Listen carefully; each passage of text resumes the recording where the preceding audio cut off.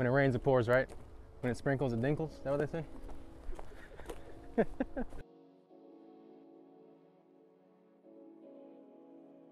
Welcome back to the channel, everybody. I'm Connor O'Reilly with Team Lone Star Disc and Team OTB Discs, and we find ourselves on day 7 of Vlogmas. 25 days, 25 different courses, a lot of them in the Austin and surrounding areas, but we just got back from those snowy rounds up in Michigan, so that was a lot of fun. I hope you guys enjoyed a little change of scenery. And we're here at Austin's newest course. I've heard a lot of good stuff about Sprinkle Valley. Mint Discs installed this, designed by Mike Olse out here at Austin Beerworks, and it should be a great time. I'm really stoked to show you guys this new track. Hole 1 at Sprinkle Valley is going to be a par 4, 546 feet, sharp dogleg to the right after your placement shot here off the tee, and it looks like they newly installed a triple mando. So you got to play underneath these cedar ties, get yourself down into the corner for a short pitch up. I'm going to go with the penny putter. I'm thinking it'll be a good option here. Come out on hyzer. It should kind of push straight off that hyzer, but never really leave the angle.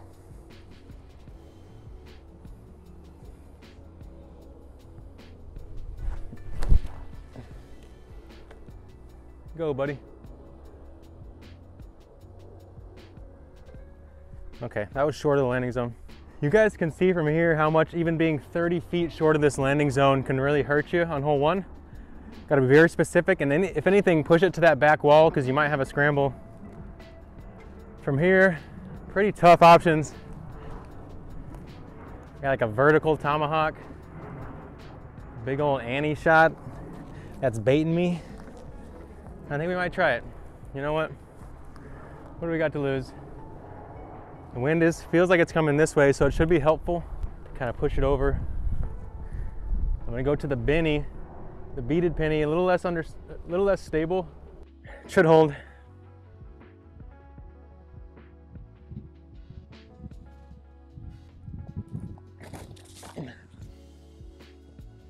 Go.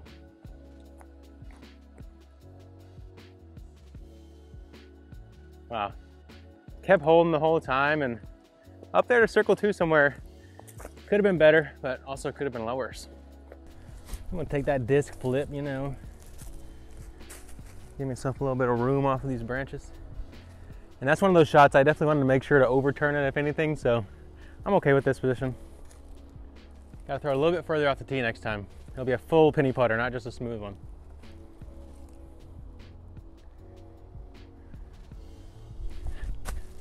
Fade hard. Oh, a little flatter out of the hand. Might have had a chance. All right, par to start on hole 1, Sprinkle Valley. When it rains, it pours, right? When it sprinkles, it dinkles. Is that what they say? All right, back-to-back par 4s to start. This one's 615 feet. Just bends ever so slightly to the right throughout the flight here.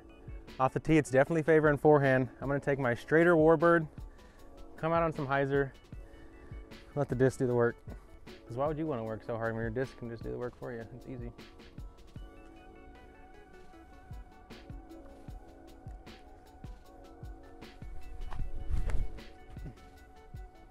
First forehand of the day, not too shabby. Gentle skip in this big mulch. Center cut. All right, I needed a little bit more juice off the tee. Found myself in this little drainage slough, and I have a down log right in the middle, so no run up here. Going back to that same warbird on the forehand, try to hang it wide, let it fade late.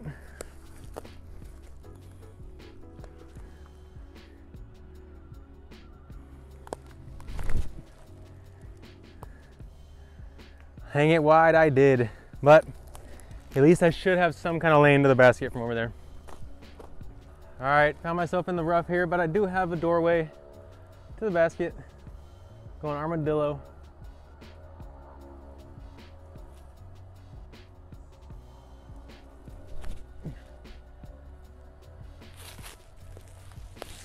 Looks like another par here on 2.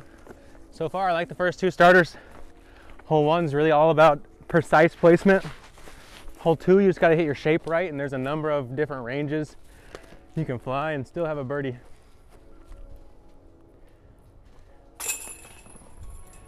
Big thank you to everyone who helped put Sprinkle Valley in the ground and help get it ready for play. I know there's still some finalization happening. Oh, these guys are caught. I know there's some finalization, some more tee boxes still getting, or some more tee signage and stuff like that getting put in, and kind of filling the area around the tee signs. And if y'all can, these chains are stuck together. Oh, I'm gonna break it, so I'm just gonna leave it. But as you can see, they're getting pulled up. Rings are a little crooked. Hole 3 is gonna present the first par 3 of the course, 360 feet, and this time we're working to the left at the end of the flight, playing it straight ahead. Steep skip off to the left at the end is gonna put you close to the basket. I can't tell how far around the corner it's tucked, but seeing as it's 360, it's gotta be pretty far around there. So I'm gonna take my Seguin, try to use the speed and stability of this disc for a big skip.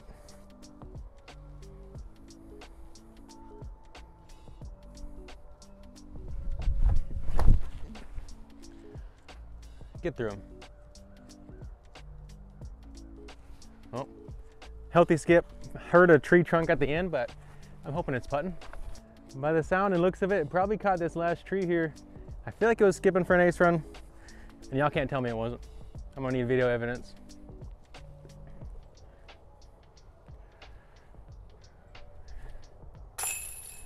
There we go, first birdie of the round, par birdie start. I got a feeling Sprinkle Valley is gonna test me throughout the round and make me play some precision shots to score, and there's gonna be some spots in this rough, seeing as how fresh the course is, that are gonna play really challenging right now. So being in the fairway is gonna be a huge premium, even if you have to sacrifice some distance out here.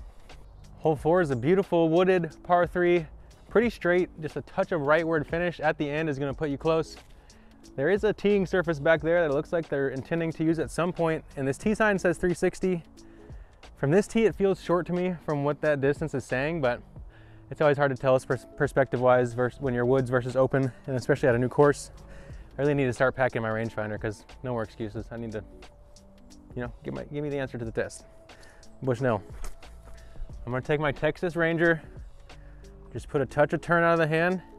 There's one kind of lighter tree trunk that's leaning there on the left that if I can break the disc right of that on a gentle turn, it should be perfect.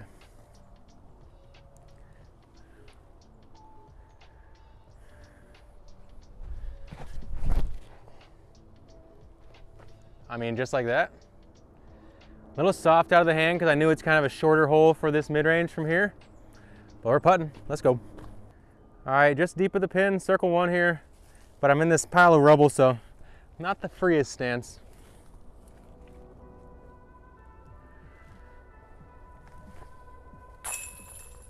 It's always good to be able to kind of isolate the arm on those closer putts, especially when you find yourself in tricky footing situations, so you don't always have to rely on the timing of the legs, and you can kind of get some of those trickier putts to stick for you. Hole 5 is a shorter par 4. U-Disc is saying about 475. This tee sign says 450. We have this very tight staggered gap here on the right side that's lining up for a right-hand flex forehand, or if you have a lot of confidence in throwing a really understable disc on a ton of hyzer, getting it to flip late, that's an option.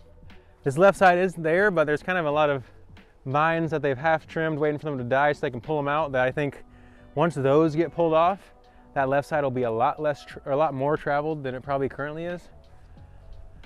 I'm liking that forehand flex, so I think that's the line that's suiting my eye the most right now. And I'm gonna play with the Warbird, try to get way down there, give myself a short approach. Just gotta make sure to pop it on Annie. Grip's a little funky today.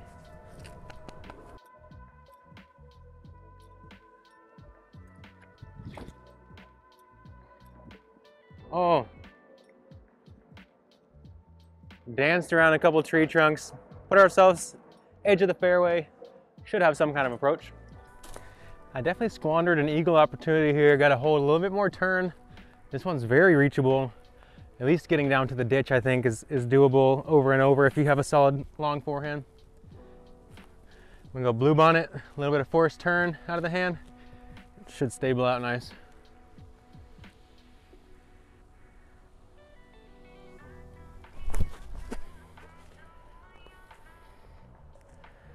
Yeah, there's that stability, a little lower than I intended, so I wasn't able to work as quickly to the right, or as much to the right, I should say.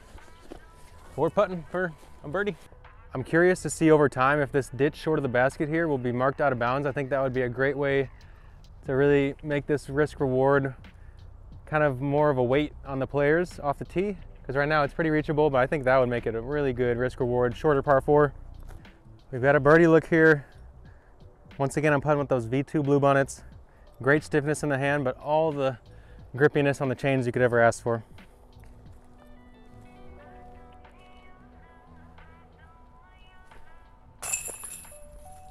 There it is. Hole 6 is going to be a par 3, 306 feet. Pretty straight, but you just have to have it bending slightly from the left to the right for the whole flight. You can see straight ahead there's 4 or 5 skinny trees in a cluster.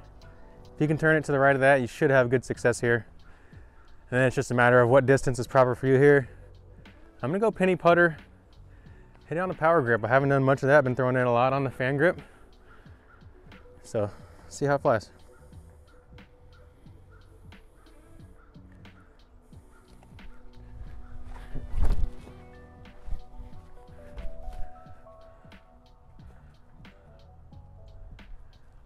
Wow, gorgeous flight. Really held, touch a turn the whole way. I think I'm pretty close there. I really like the shape of this hole, kind of blind with the decline or the depressed tee area coming up the hill. And you can see the penny putter flash just right of the basket. A little bit more oomph on that. We might have had that first Vlogmas ace. We've had a lot of close ones. What do you guys think is going to be the disc? I'm still putting my bid in on the penny putter.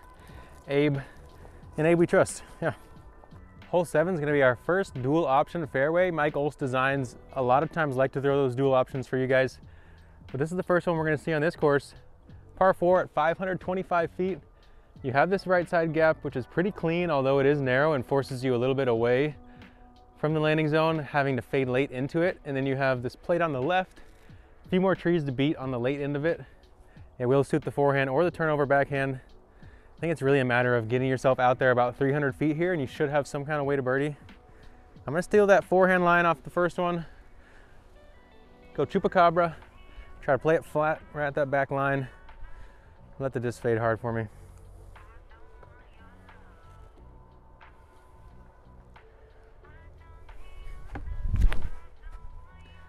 Wow, that thing is such a monster.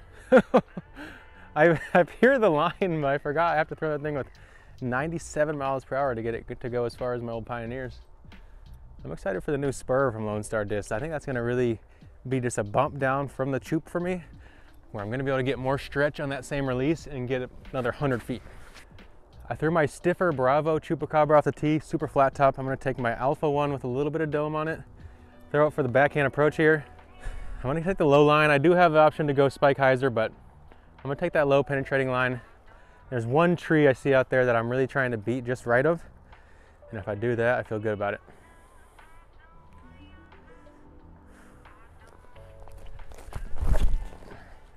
Just right of it. Yep, big skip. Wow.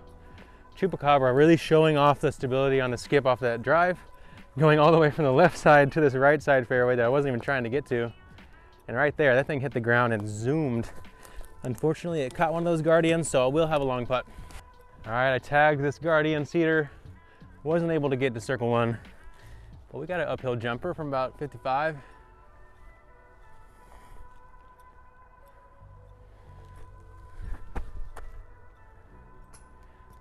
Right off the top. I like the angle out of my hand, just never drop. I promise you guys, I'm not always meaning to rhyme, it just happens. It's just my corny brain just working how it works. But you know what, I'm not gonna apologize for my corny brain because I love that stuff. And I hope some of you guys do too. I know some of you guys are probably like, Connor's so corny and annoying, but hey, I'm being myself and I'm unashamed. Hole 8 is a par 3. It says par 4 on this sign, but I think that was a typo. It's only 300 feet, but it is one of the most specific gaps we've seen yet on the course. Really suits the flex forehand or the late flipping backhand if you're really a backhand guy. I'm gonna go with that Chupacabra Alpha Plastic. A little bit of flex, actually quite a bit of flex out of the hand. Let it fight out.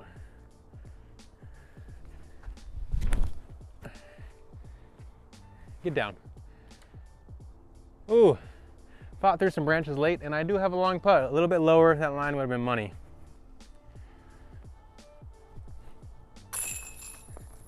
There's the birdie on hole 8. The Chupacabra is so dependable. You always know it's going to fade, and it's great to have a disc that there's zero guesswork with. We're finishing off the front nine with a tight, short doglegging par 4. You got to put it up here to the right, let it fade hard left at the end.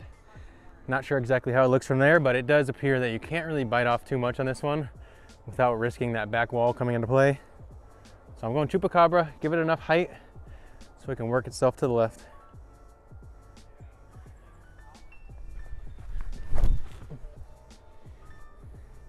Look how hard that thing dump fades, you guys. Wow, perfect for this shot here.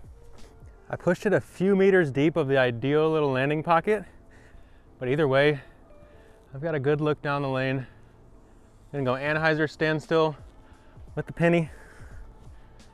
Make sure to give it the height, hit that lean back.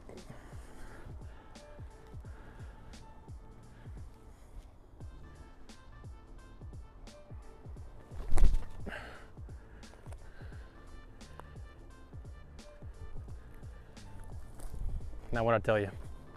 Another great thing about this layout is hole 9 brings you right back to Austin Beerworks in the parking lot, so you need to grab another disc, you want to get yourself a beverage, get some more water, you got options, maybe even a snack. Some people probably got their cute dogs out there to pet, you know, a little extra endorphin rush. And I'm really stoked to get to this back 9, see how it plays out. Solid front so far. Back 9 kisses.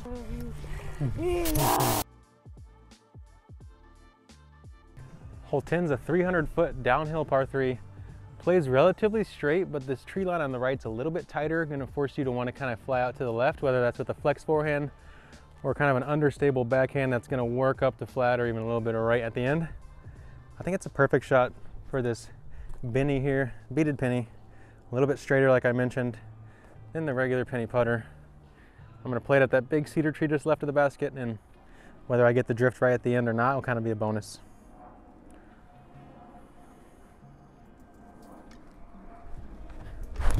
Oh my gosh, that turf needs to be secured. Come on now. All right, a little slippage off the tee. Leaves us with a long birdie look.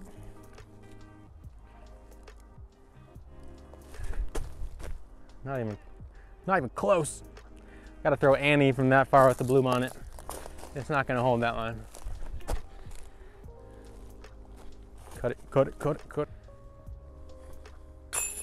I really like how this hole shapes off the tee, so I'm a little salty that I slipped and wasn't able to try to score a birdie on my first time through, but now I know for the rest of the back 9 to check my footing before I just go and willy-nilly let it rip. Hole 11's a par 4 at 751 feet. I believe this will be the longest hole yet. Another good forehand off the tee. You're gonna wanna skip it to the right, and then it looks like it kind of straightens up for another tunnel, maybe leaving you a 300 or so foot approach, something a little bit less, or something a little bit more. Going with my flat top warbird here.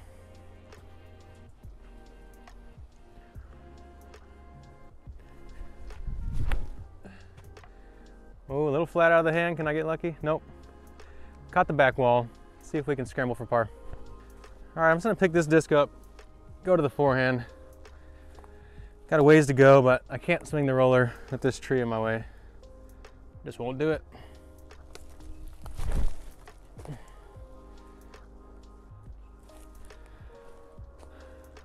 Way out to the open right side. Should be able to par from there. This line of railroad ties marks the out of bounds line to the right here. And since it is wide open, they left a wall there to really mess with you. If you try to play this open side, getting back to that green is gonna be tricky unless you skip it over the top of that wall. I still feel like I gotta take that side though. I'm gonna go with my walker. I think I'm just gonna go Spike Heiser. Just play it up. Try to crash it straight up and down.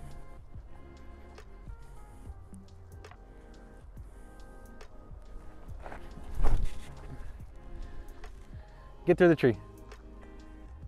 Oh, denial by that final tree.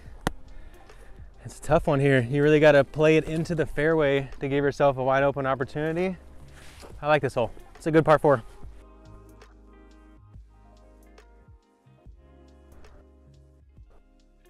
Ooh, that was a clutch par save right there. Seeing this green once again, I can really play around the backside here and play like a 20-foot long putt for something wide open, assuming I'm not in this intended tunnel for the next one. These are a good touch, these little next tee signs, using some of that scrap wood that's gonna inevitably be laying around as you trim a new course out. Well, seeing as these turf tees on the back nine are unsecured, I feel very unsecure on them. So I'm gonna fold it up for right now and just throw off of the wood, even though that's gonna be terrible as well, but it'll be better than a sliding turf pad. All right, hole 12, it's showing a long and a short, so I guess they have plans for a long box eventually. But as of now, it looks like we're in a par 3, 333 foot position. Essentially dead straight, a touch of left to right throughout the flight.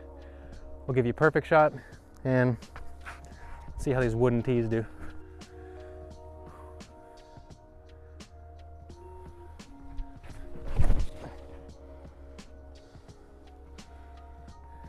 Do it.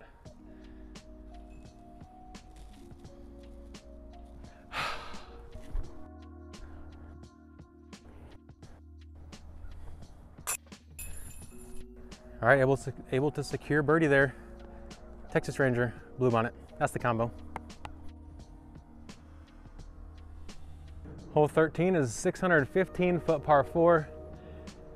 Bends ever so slightly from the right to the left at the beginning, and then it looks like it kind of goes the opposite way for that second shot. I feel like the mid-range is going to be the perfect way to cut this hole in half and make sure I keep it in the middle. Don't get any squirrely ground play. So I'm going to play my midi, come out with some hyzer integrity, and it will hold. Trusting this tee here, so let's see if it slides on me.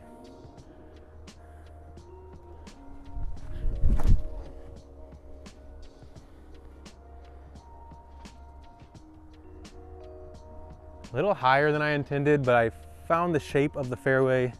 I'm just hoping I have a clean swing on that left side of the rough's edge. A little bit lower, I would have found the ideal landing zone here off the tee, but still in that intended window. Gonna rip Chupacabra forehand, try to beat the myriad of guardian trees. Gotta look out for this spiky little young mesquite.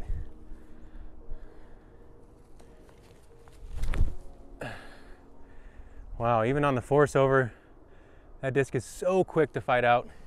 I believe I have a circle's edge putt. This tree is kind of blocking my comfortable stance, so I gotta go to the straddle.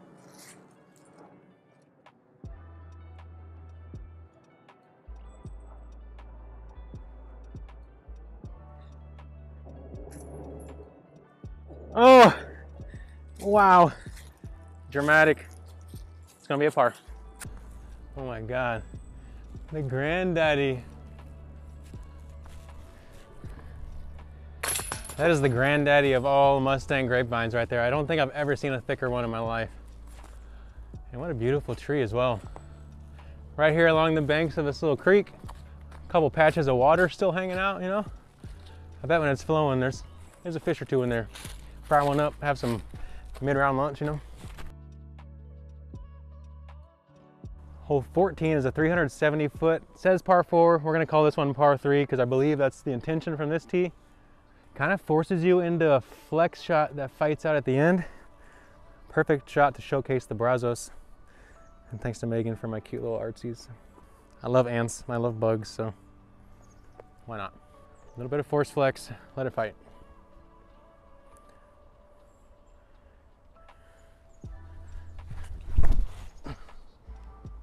Hold, buddy, hold. Oh my God. Got skinny on that tree line on the left. That looks to be parked. Let's go. And I didn't even realize you put my OTB patch on my bag. Thank you. I love it. Apparently I was feeling strong on that drive. A little bit deep here. Tricky stance. This tree is kind of blocking the way I want to swing my elbow, so I'm gonna have to put a little more turn on this one.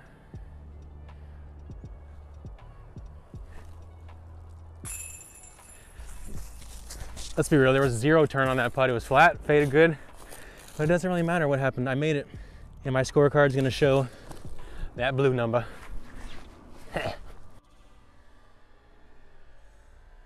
Hole 15 is a par 4. You got this big fat right side gap that's gonna make you play a steep hyzer to get back There is kind of a pseudo middle gap as well, and then this left side is definitely kind of screaming my name. I'm gonna take my Frio. Haven't thrown this one much, only a couple times. Should suit this angle nicely. Play it at that bigger tree down the left side of this gap and have it just bending from the left to the right. This one's in the alpha plastic.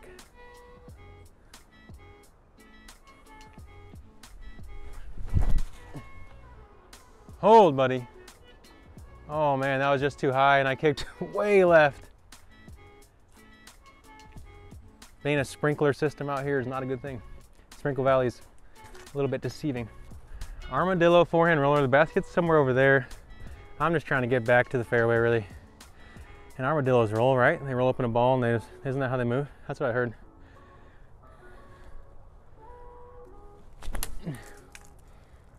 Ooh, caught that tree. But kind of a net neutral result. Not really much of a run up right here with all the big pieces of mulch. So I'm gonna go stand still. Chupacabra. Looking for some big skip off this mulch.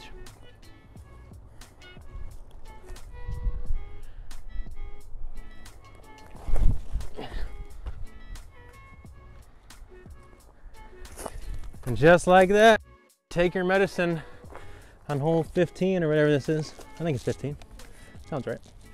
It's gotta be one of the most fractal cedar trees I've ever seen in my life. All the branches.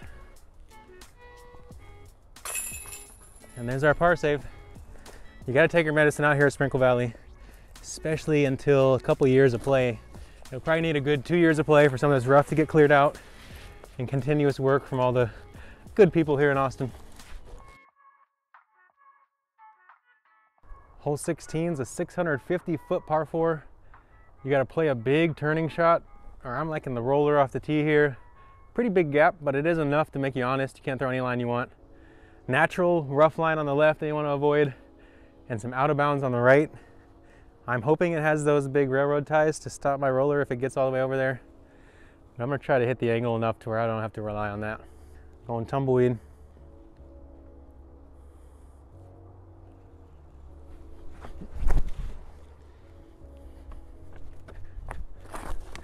Almost died right there. But oh my gosh, look at that thing go. Right there, straight ahead.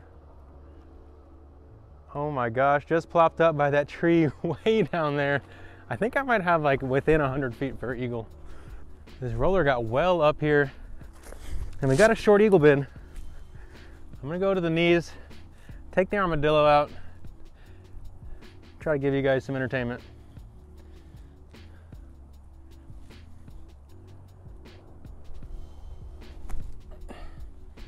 Wow, what a conservative shot, you guys. Taking my birdie and running. I'm getting this one next time. This one's a nice mix up from the rest of the course, pretty wooded, and then we find ourselves with probably the most open hole yet. It's always good to find yourself having different challenges and different ways to approach holes, test all the skills of a player throughout the course. Another great change of pace here towards the end on 17. An island hole at 273 feet, pretty much circles edge, and there is a little bit of an extended tall wall over there on the right side. I guess knowing that most of the players are going to be right-hand players, probably taking the backhand. Good shot for the horny toad. Playing into a headwind, so I'm gonna have to get on this one pretty firm.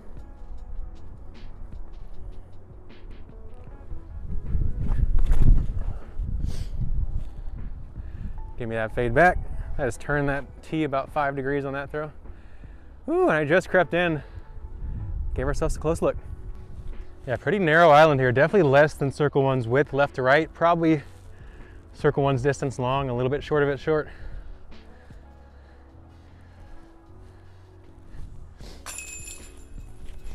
Let's go. Playing a strong round so far for my first time here at Sprinkle Valley. I'm excited to figure out this course as I play it some more and as I continue to figure out this new Lone Star plastic. So far though, I've really been enjoying it. One final hole here at Sprinkle Valley, par 4, open tee shot. Got the low ceiling created by these branches off the tee, so you can't blast it as far as you can. You're gonna have to play something controlled and low. And you can see the basket tucked off to the left there, through a wall of cedar trees. I'm going stable warbird here, punching on hyzer, see if we can get way up there. I gotta remember this T-pad is going to slip on me.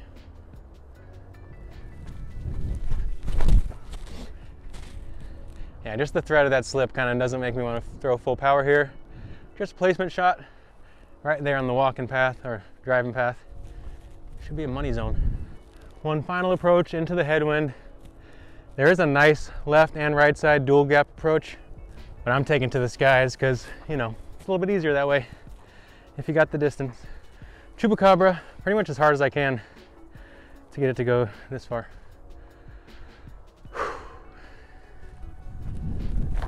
Ah.